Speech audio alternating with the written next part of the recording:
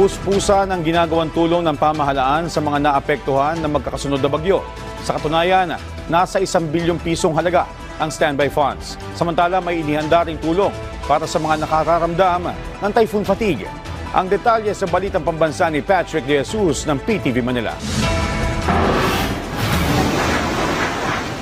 Dahil sa magkakasunod na bagyong Nika, Ophel at Pepito sa bansa, aabot sa 1.1 milyong individual ang apektado. Habang patuloy ang pagpapaabot ng tulong, tiniyak ng DSWD ang sapat na pondo kung saan nasa 1 billion pesos ang standby funds para sa food at non-food items.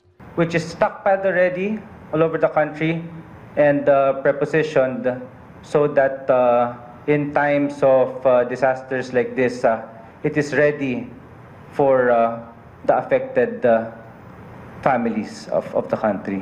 May paghuhugutan o may pagkukunan ng pondo dahil alam naman natin na tuloy-tuloy itong mga delubyo na ating naranasan.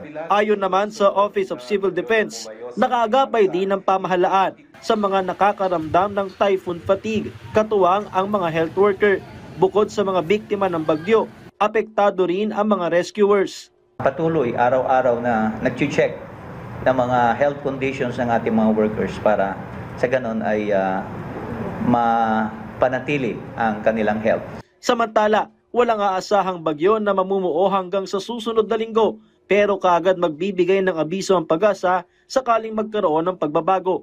Gayunman, malaki pa rin ang posibilidad na maglandfall sa bansa ang mga susunod pang bagyo hanggang sa katapusan ng taon dahil sa nakaambang La Nina at pagsisimula ng hanging amihan. Which is malapit na mag-onset, talagang halos itutulak niya pababa lahat ng mga tropical cyclone na nabubuo dito sa may Pacific Oceans. Mula sa People's Television Network, Patrick De Jesus, Balitang Pambansa.